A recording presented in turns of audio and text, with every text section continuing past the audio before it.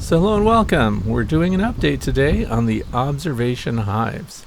My name is Frederick Dunn and this is the way to be. So the last update we did was on June the 23rd. There are 3 observation hives in this building.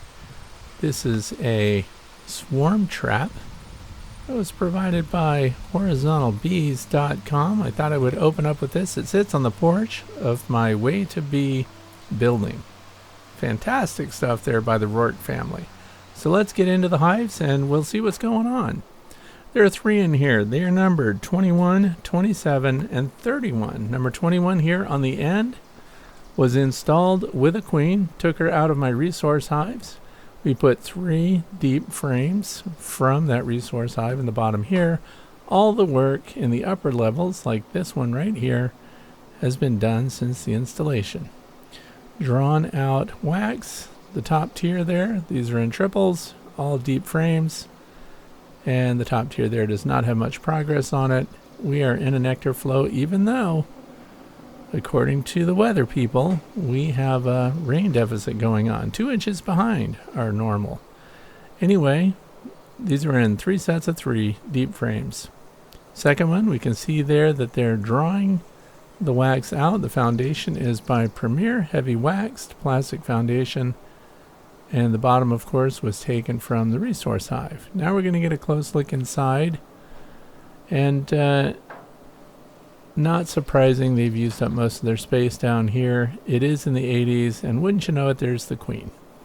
So even inside the building, I want you to notice that the bees don't seem overheated. They're not really fanning that much, and what we're looking at here is a brood frame where you would tend to find the queen, and she's cruising around. I think she's taking a break.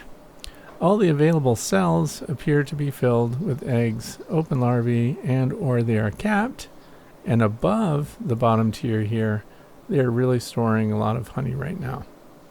So you can see too that they've glued the interior of this plexiglass viewing glass here with propolis and beeswax. So we can actually see cutaways of the cells there right up against the glass, which is what I was hoping would happen. And we can see the bees filling and maintaining those cells. Hopefully when they get to capping them with wax, I'll be able to answer a question that many people have regarding why the wax looks white when it's capped in some areas and darker in others. A lot of people think that's because there's an airspace underneath it. I say it's often because the wax is too deep, too thick, and therefore looks more white. But we'll find out, and I think in many cases both circumstances are true. So the queen's just hanging out. She's a young queen. And now we're looking at the frames on the other side. And you can see that we've got some good brood area down there. We've got capped brood, open brood. They're using lots of resources to draw out wax. This comes up a lot. And look, top there we can see a bee that is putting honey in that cell. So now we go to the other side of it. We have to look at the back. I'm going to show you both sides of each of these frames, each of these observation hives.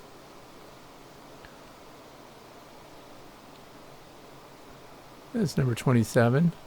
So that's the middle observation hive, and when I loaded this one up, all I did was pull frames of eggs and open larvae and nurse bees. Only 2 deep frames were put in here, and they immediately went and built queen cells, which is what I thought they were going to produce their queens from, because we can see them here from the outside. If you look at the cell configurations at the bottom of that frame, they're a little disrupted. They didn't wait. They didn't finish out the queen cells. And they're about 3/4 of the way done. They never got capped, and they chewed them out and got rid of them. That tells me there were other queen cells on the interior surfaces that we didn't see, because remember, there are 3 frames here in a row. What we're looking at here, there's nectar in those cells. They're turning that into honey. We also have bee bread in there. We're going to go to the other side here and open up this panel. A lot of people want to know when the panels are open, does it matter? Do the bees care? I think by our observations here that they don't really change their behavior. Now, if we're looking back at the last video, this is a foundationless frame at the bottom. We'll get back to it. We won't abandon that totally. But they filled that out now. It was just teardrop shapes. They were just beginning it. And so they're pulling wax on this top frame too. That tells me that somewhere in this observation hive, there is a mated queen. And she would have been mated fairly recently because they tore down those queen cells just about 16 days ago. So she would be a young queen. And if she came back, the bees would have confidence, and therefore they would continue to build resources and infrastructure in this observation hive. So we're looking at honey here. And the cells, even when they're larger, as for drones, which are the male bees, the largest cells on the left there, they use them for honey storage now. Later, they can convert that and, of course, rear brood in them. But I want you to look at the bottom edge. This happens a lot with natural foundationless comb, which is what this is. They just tack little pieces of beeswax to that bottom rail, and they leave the bottom open. This area here with that rounded edge is where the entrance is, at the bottom. There's no venting through the top. These are all closed up, and I want you to notice that even though it's in the 80s here, even inside the building, they are not heavily ventilating. Now, they might be doing more ventilating between the frames, but they're certainly not doing it very much on the surface of the frames here that we can see through the plexiglass. And so you can see clearly the configuration of the cells. And again, they're just using it for honey storage right now. Of course, this is a great opportunity for us to look at the underside of the bees. We can see the abdomen here because she's up against the glass. All the workers are female, and we see a wax worker there in the background bobbling her head side to side as she starts to close up those honey cells. So we can see them working away, top left there too. When you see the head bobbling back and forth, you know that they're doing wax work. So the other thing is, we're going to see later on today some of the shingles of wax that are produced on their stomach scales come out, and they are considered wax glands. There's 4 of them on each side. We're going to see that. These are finished off here and getting closed, and that's what I was talking about earlier. Look how some of the surface caps on this honey is white, and some of it is dark. Now, some people say that it's dark because it's in contact with the honey. Some people will also say that the light-colored areas are because there's an airspace under the wax cap. I think the wax is just deeper there. But, as I said before, could be a case of both of us being correct under different circumstances. So the populations are all good. The work that they're doing tells me that they're content. And there's no feed on any of these. If I had it to do over again, I don't think I'd feed them at all. And that's because they're kind of making progress too fast. So here we are on the final one, which is number 31. It has medium frames in it, and they're in 4 levels. So triples in 4 levels. And you can see here, they're basically honey bound. So they're just topping everything off. They're capping the beeswax caps here on the honey cells. And we also have lots of brood. I've seen the queen in here before too, so we know she's going along, but I can't help but think they're running out of space. When you really think about it, all these frames together really amount to a medium, a 10 frame medium. So we've got 12 medium frames in here. So just if you took a 10 frame medium and just added 2 more frames, that's the entire size of this observation hive. So I would much rather that we had more space for them. And they're going to outgrow it. Then what's going to happen? They'll probably swarm, and then they'll produce another queen, and we'll start all over again. So, and again, this is the oldest one that's been here. The original bees were put in here as a swarm. So they've just taken off. Obviously, there's a queen, and we're also going to show some cool behaviors in this particular hive. So again, oh, there goes one with wax shingles on her abdomen there, right at the center. Don't worry if you missed it. I'm going to get you closer. And we're just noticing all the different distribution of comb use here. And also, these bees are some intense groomers. I don't think a Varroa destructor mite has an opportunity to get a leg up here in this colony of bees, and I'm going to show you why in just a few minutes here. But this is worker brood, that light colored tan, it's capped. To the left, the white caps, those are all honey. And in here we can see that all the cells are occupied. That's why I have concerns about this colony. The queen has run out of places to put her eggs. All the available cells are in use. Now this grooming that they're doing, I want you to notice we've got grooming bees. It seems that they've made that their purpose. Is look to the top left there, moving towards the center of your screen now. We have a bee really grooming another worker. She's getting under the wings. The worker is spreading her wings to allow the groomers full access to make sure they can really groom. And look at this one, spread its wings open. She's there working them over. If she found a varroa destructor mite or something, she would chew that off, and they would take that right out of the hive.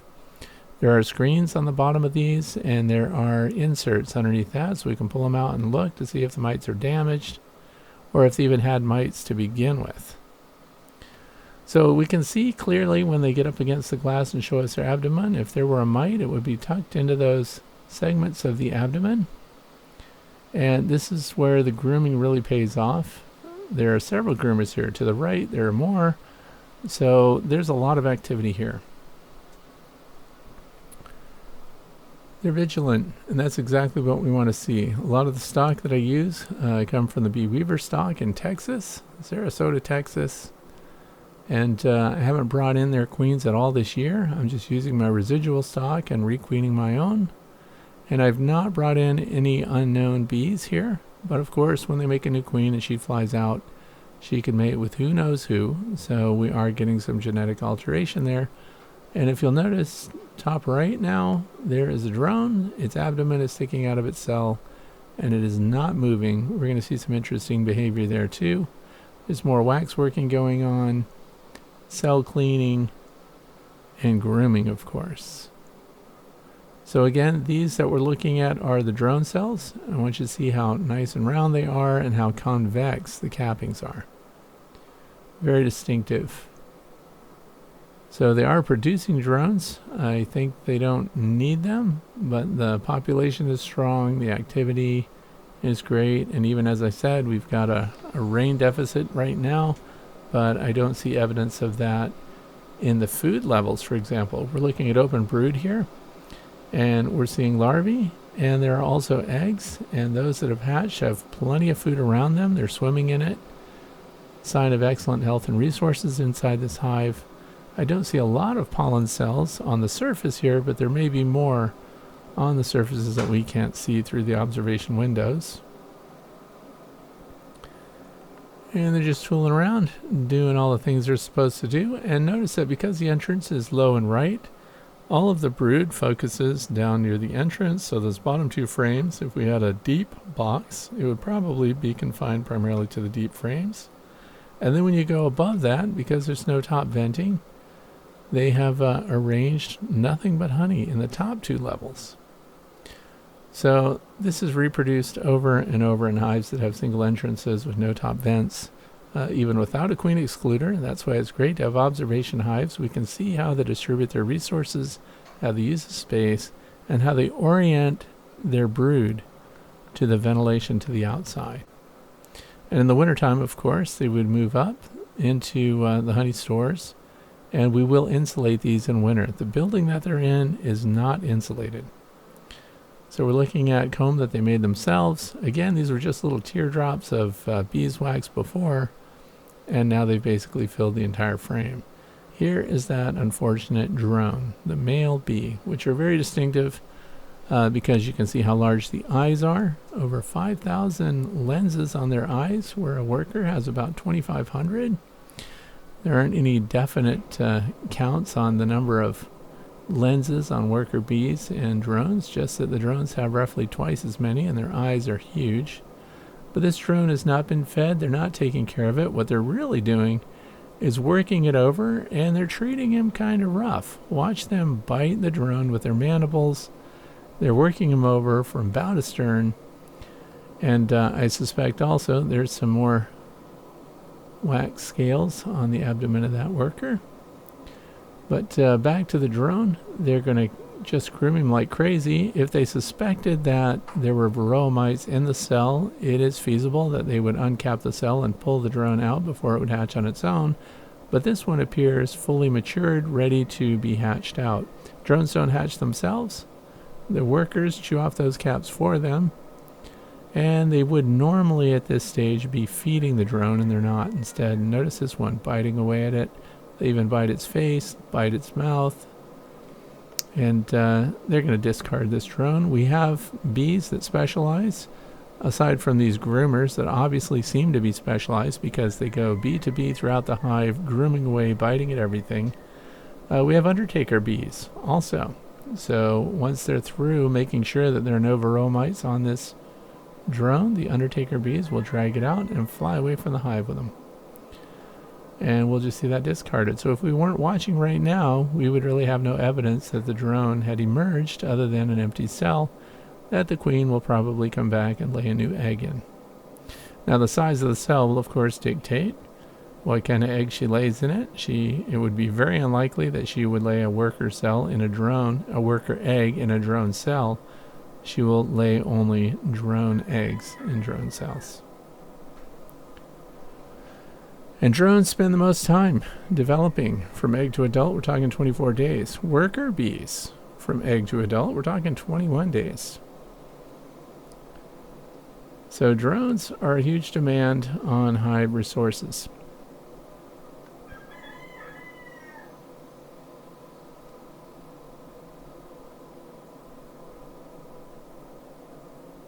So outside the resources that they're probably getting to now, we have clover everywhere. That's white clover, some purple clover, some pink clover. We also have milkweed, huge patches of milkweed.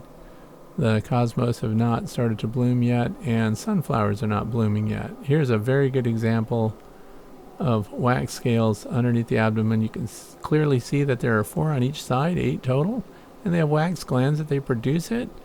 General rule of thumb there is that it would take roughly 16 ounces of honey to produce 1 ounce of finished beeswax. So when they're building comb from scratch, it's taxing on their resources. And I was hoping that we would see these wax scales being pulled off by another bee, or if we could see that move that they do with their hind legs, where they pierce it with their hind leg there, and then they bring it up to the front and work it with their mandibles as they're doing new wax work. Didn't get to see that. Notice these black foundation gives us an opportunity to see eggs, larvae, and everything else pretty distinctive. So we're going to get some close-ups of eggs too, so you can see what that looks like. Remember, the eggs are dry, nothing going on for the first 3 days. When the egg hatches, that's when there's a pheromone release, and the nurse bees get right in there and start feeding it. So they start producing royal jelly. A lot of people think that royal jelly is only fed to queens. Well, it is true that developing queens only get royal jelly throughout their development, but worker bees will get that for at least 3 days in their development. So queens are fed more of it and for a longer period of time. And it comes from bee bread. So the protein to raise the brood comes from pollen, and that's what they put into the cells. Foraging bees will come in with pollen on their hind legs. They'll scratch it off in the cells, and the nurse bees will, of course, work that up, and they'll add that. They'll add material to the pollen, and it will cause fermentation. And that's why sometimes you can really smell fermenting pollen inside your hive. These are eggs. Hope you can see them there. Very tiny, and when they're first produced and the queen parks them there in the bottom of the cell, they tend to stand on end. And within a day or two, they lay over. Now, I'm not sure if they're laying over through their own development, or if it's the fact that worker bees stick their bodies in there and are constantly inspecting the eggs. Maybe they're pushing them down with their heads. Either way, an egg that's standing on end has just been put there by the queen. So we know she's been through here. And again, we don't have a lot of empty cells. So that's the update for these 3 hives. There'll be more to come, of course. We'll be able to see the first 2 on the left there. They'll be finishing out the top. One still has a foundationless frame to do. The rest all have foundation. It looks like 88 degrees or 30 Celsius on this, with a humidity of 45 relative humidity. So that's it. I hope you enjoyed that update.